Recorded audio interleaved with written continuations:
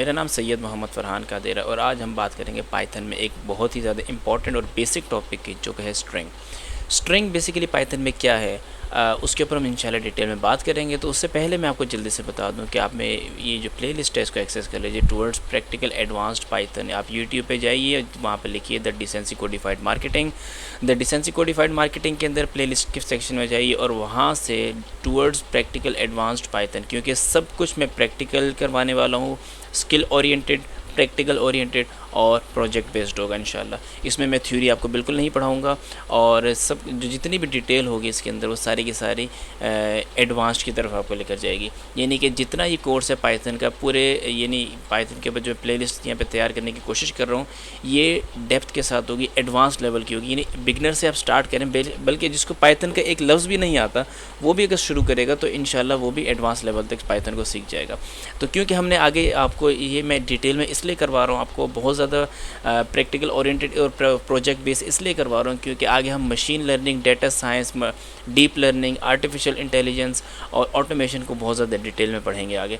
तो उस चीज़ के लिए हमें इन चीज़ों को बहुत ज़्यादा डिटेल में और वो ये कह लें कि स्ट्रॉन्ग बेस के साथ हमें स्टार्ट करना पड़ेगा। तो स्ट्रॉन्ग बेस हम अल्हम्दुलिल्लाह बनाने की कोशिश कर रहे हैं। तो दैट्स वाई आप देखेंगे मेरी वीडियोज़ की डिटेल्स ज़्यादा होती हैं, और जब डिटेल्स ज़्यादा होती हैं तो आप फिर वहीं से आपको आइडिया हो जाएगा कि इसमें हमें कितना कुछ हमें मिलेगा या आप कितना कुछ सीखेंगे। तो खैर मैं इसको हटाता हूँ यहाँ से और यहाँ पे सबसे पहले एक फ़ाइल क्रिएट करता हूँ जिसका नाम मैं रखता हूँ 3.2 पाइथन। पाइथन नहीं बल्कि पाइथन, हाँ लिख देता पाइथन स्ट्रिंग्स, ठीक है जी। तो मैंने यहाँ पे लिख दिया स्ट्रिंग्स, पाइथन स्ट्रिंग्स लिख दिया, .py लिखा मैंने। अब .py का मतलब है कि पाइथन की एक्सटेंशन है, ये पाइथन की फ़ाइल बना रहा हूँ। अब मैं इस एक्सप्लोरर को यहाँ से कर देता हूँ क्लोज़ तो नहीं कर रहा हूँ मैं, ये पाइथन के एक्सप्लोरर को मैंने ये कहते कन्वर्ट कर दिया, यहाँ पे दूसरी तरफ हटा दिए और अब मैं आ चुका हूँ मेन विंडो के ऊपर।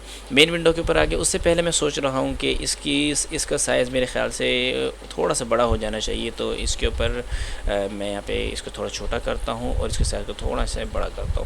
तो बड़ा करने के लिए मैं सेटिंग पे जाऊँगा। सेटिंग पे जाने के बाद ये सारी सेटिंग्स मैं आपको स्टार्ट की वीडियोस में सिखा चुका हूँ, तो आप वहाँ पे जाके अच्छे तरीके से वीडियोस को देख सकते हैं, ठीक है। तो ये 18 है तो मैं इसको कर देता हूँ 22। तो कंट्रोल एस में जैसे करूँगा तो यहाँ पे देखिए इसका साइज़ बड़ा हो चुका है, तो ये आपके देखने के लिए आसान होगा। तो इसको मैं ऐसे करता हूँ क्लोज़ और इसको भी ऐसे करता हूँ क्लोज़, और यहाँ पे ये बिल्कुल इनफ है, बेहतर है, ठीक है। अब मैं क्या करूँगा, सबसे पहले मैं यहाँ पे पाइथन की फ़ाइल के लिए मैं यहाँ पे एक चीज़ कॉपी, यहाँ पे मैंने अपने क्लिप बोर्ड में कॉपी की हुई थी, मैं उसको यहाँ पे पेस्ट कर देता हूँ। जिस डेटा टाइप की हम बात करने लगे वो str है पाइथन के अंदर, जिसका मतलब होता है स्ट्रिंग्स के अंदर क्या आते हैं, अल्फ़ा न्यूमेरिक वैल्यूज़ आ सकती हैं, यानी कि फ़रहान 1 2 3 अल्फ़ा न्यूमेरिक हो गई, अल्फ़ाबेटिकल हो सकती हैं यानी कि फ़रहान।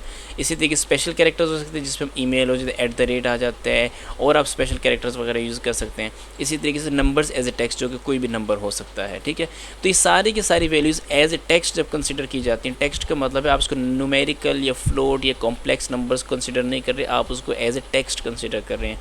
तो जब टेक्स्ट कंसिडर किया जाता है वो सारे का सारा स्ट्रिंग कहलाता है, वो स्ट्रिंग्स के अंदर आ जाता है।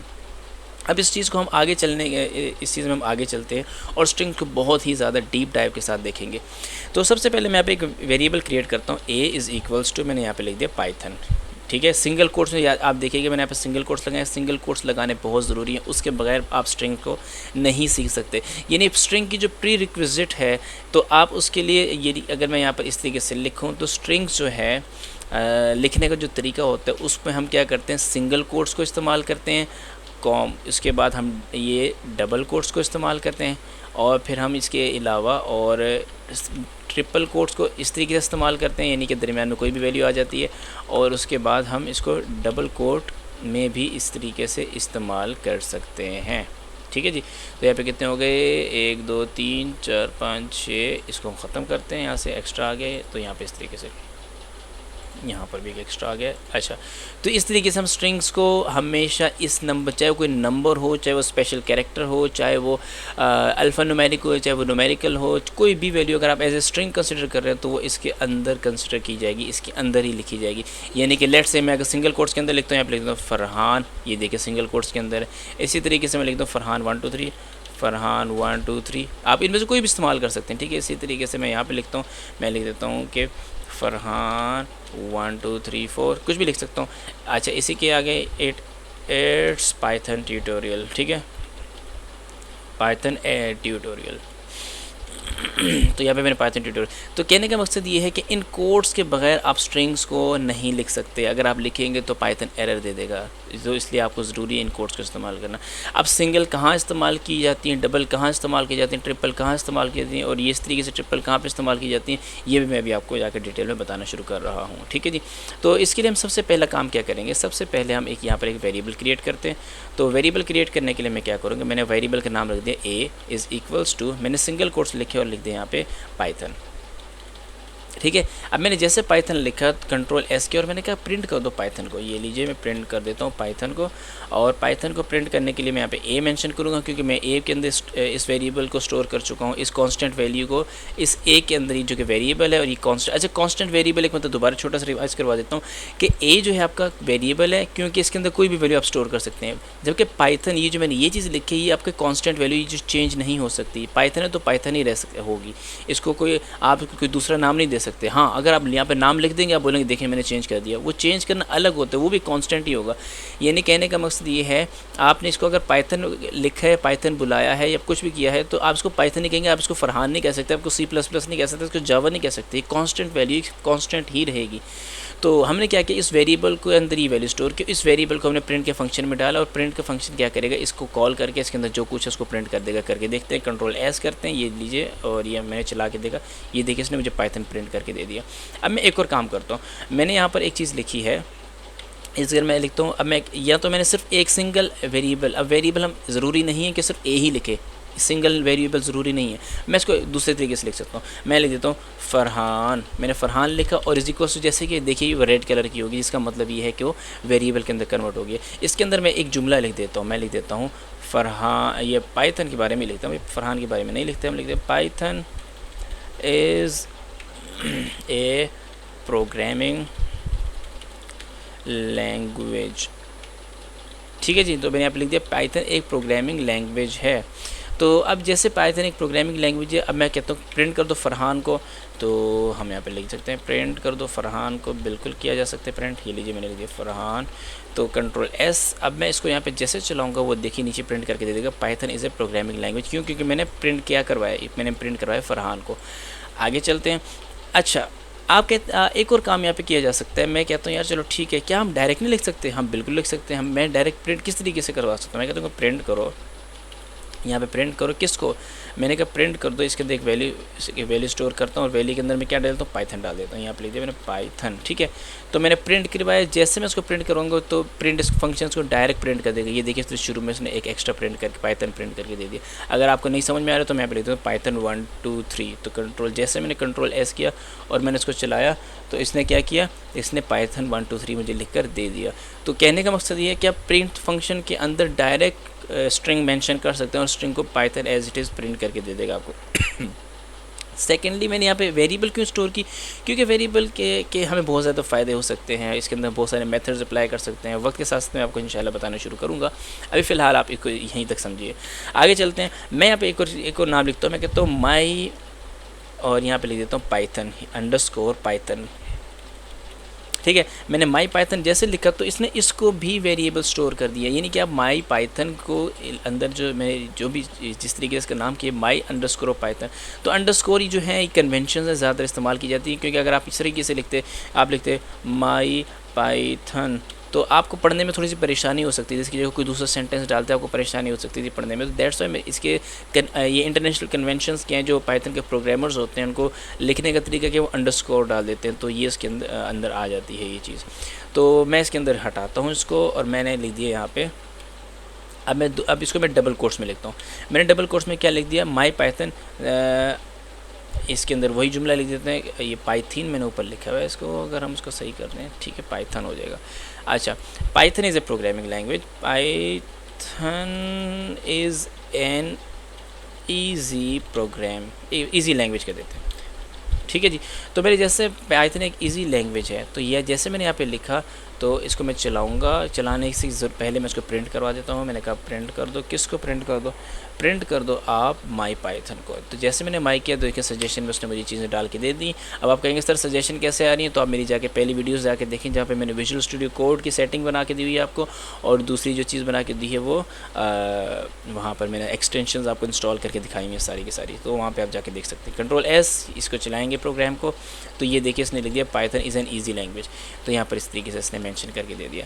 अच्छा, अब ये डबल कोड ट्रिपल कोड ये इस तरह क्यों? ये सिंगल कोड है, डबल कोड नहीं, ये ऐसे क्या है भाई? सारे सिंगल कोड में भी हो सकता था, सारे डबल कोड में भी हो सकते थे, ज़रूरी क्यों है कि आपने सारे के सारे उसके अंदर मेंशन कर दिए?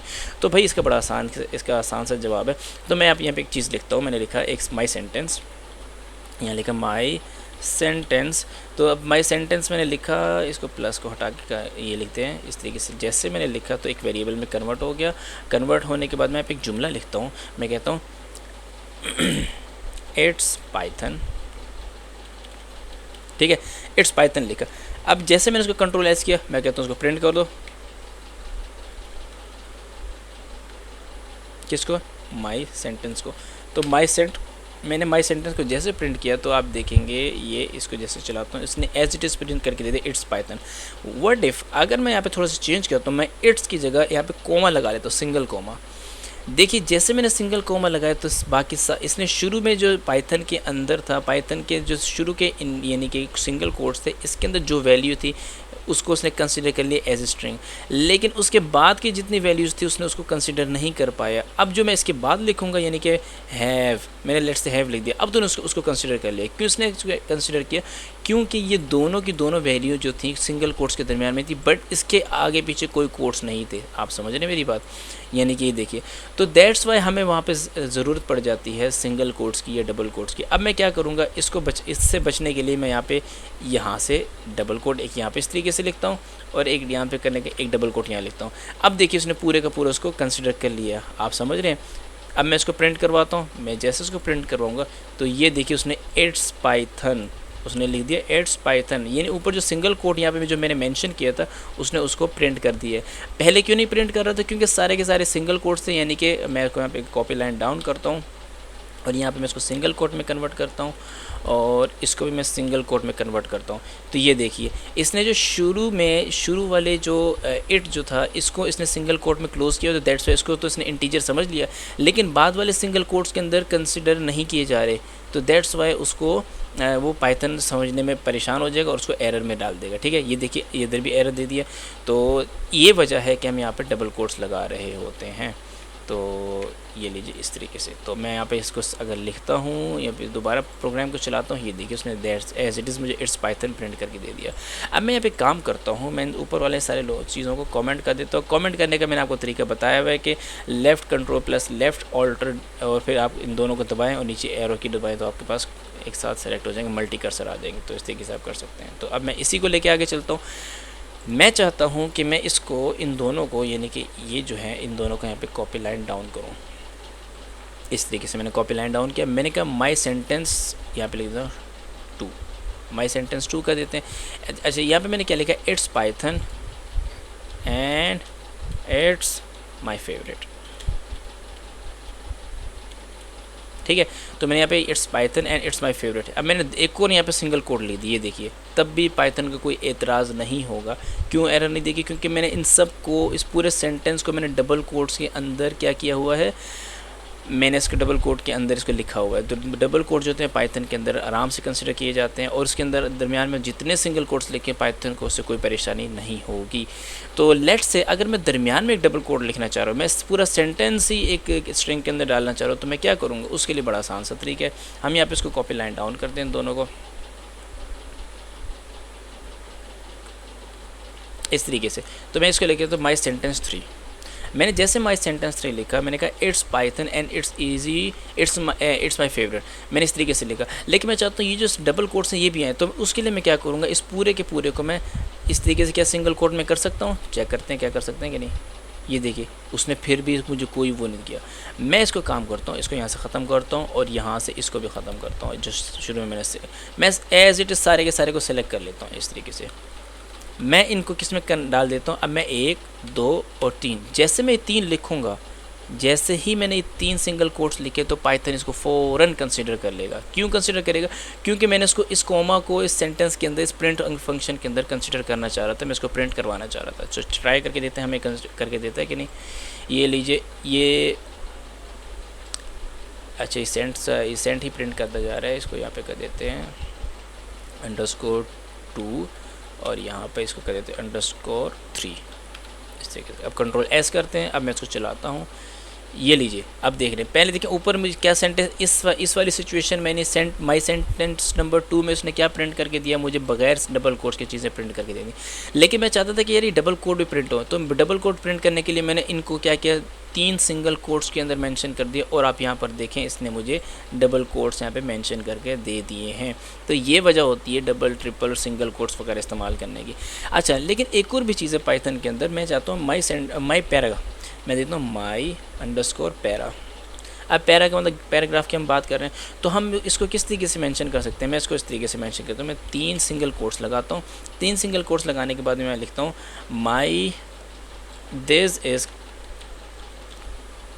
This is Python tutorial. ठीक है, इंटर किया मैंने। इट्स, उसके बाद इट्स इस तरीके से लिखा, इट्स ईजी टू अंडरस्टैंड, यानी समझने में आसान है। यही तो यहाँ पे अंडरस्टैंड लिख दिया। ओहो, अंडरस्टैंड इस तरीके से लिख, इट्स अंडरस्टैंड। फिर मैंने एक और एंटर किया। एक और एंटर करने के बाद इधर मैं कोमा लगा लेता हूँ, तो कुछ चेंजिंग भी तो आनी चाहिए ना। ये लीजिए, एक कोमा मैं यहाँ पे भी लगा लेता हूँ। ये लीजिए, ये ले। अच्छा, आखिर में क्या लिखता हूँ, you should learn it, you should learn it. क्या हो रहा है यार ये, यू शुड लर्न इट। ठीक है जी, तो मैंने कहा यू शुड लर्न इट। अब आपने इसको मैंने कंट्रोल एस कर दिया। फिर आगे मैं यहाँ पे एक और चीज़ डाल देता हूँ, एक्सक्लेमेशन मार्क डाल देता हूँ। ये लीजिए, इस तरीके से 3 डाल दिए और मैंने स्पेस दे दिया, कंट्रोल एस। क्या ये मुझे इस तरीके से प्रिंट करके देगा? चलो चेक कर लेते हैं। मैंने कहा प्रिंट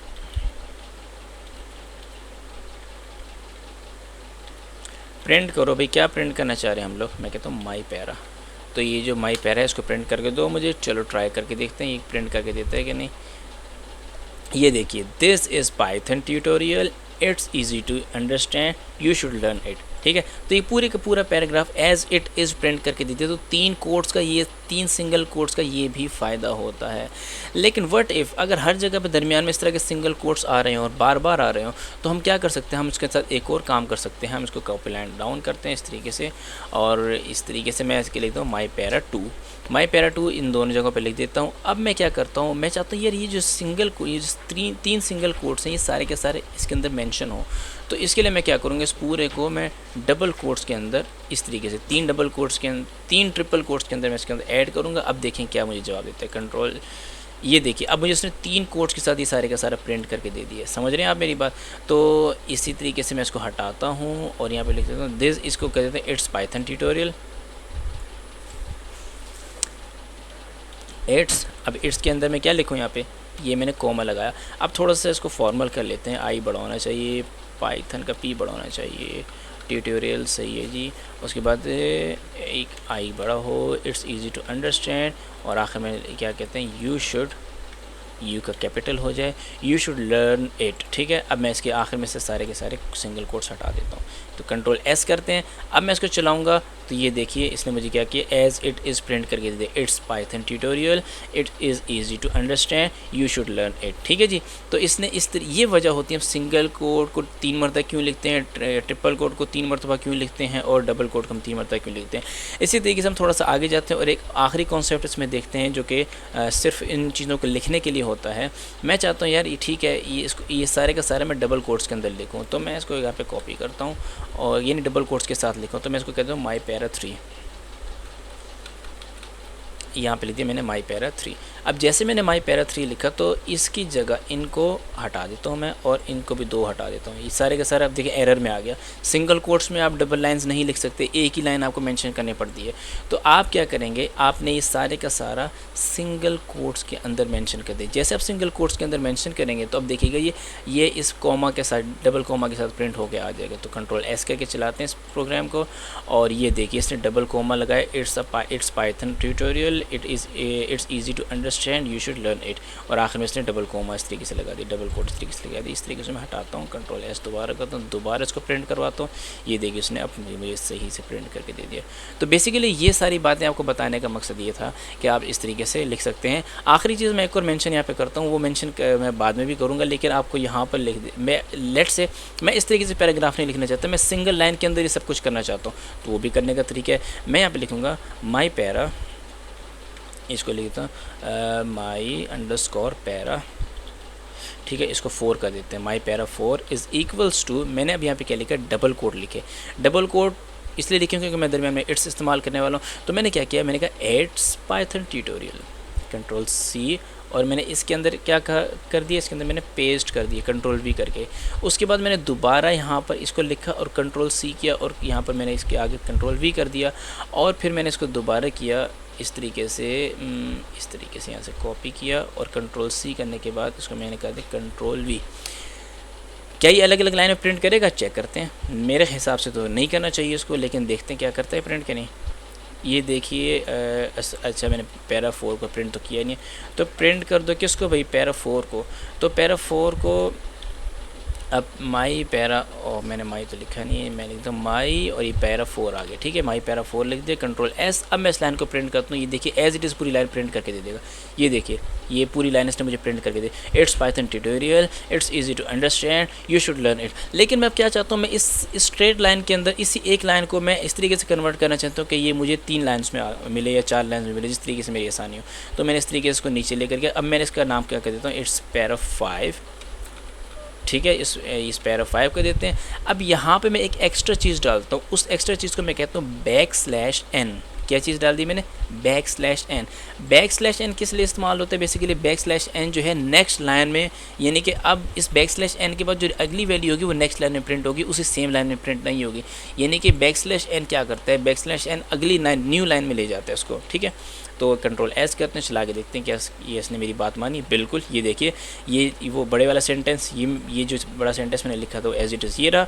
उसके बाद आप देखिए it's Python tutorial, it's easy to understand, you should learn it. तो ये देखिए मैंने ये इसने पहले एक ये लिखा, उसके बाद ये नेक्स्ट लाइन में गया, फिर उसने ये लिखा, फिर उसके बाद नेक्स्ट लाइन में गया और उसने फिर ये लिख दिया, ठीक है जी, ये आखिरी वाला सेंटेंस लिख दिया। तो ये बेसिकली कुछ तरीक़ेकार थे पाइथन के स्ट्रिंग्स को लिखने के, जो मैंने आपको बता दिए। और भी अगर हुए तो आप मुझे बताइएगा, तो इंशाल्लाह उसके अंदर मैनेज कर लेंगे। तो आज की वीडियो के लिए इतना ही अगली वीडियो में हम मज़ीद पाइथन के स्ट्रिंग्स के ऊपर बात करेंगे। और दूसरा प्लेलिस्ट जो है टूवर्ड्स प्रैक्टिकल एडवांस पाइथन, इसकी तरफ ज़रूर जाइएगा। दैट्स आज की वीडियो में इतना ही। अस्सलाम वालेकुम वरहमतुल्लाह।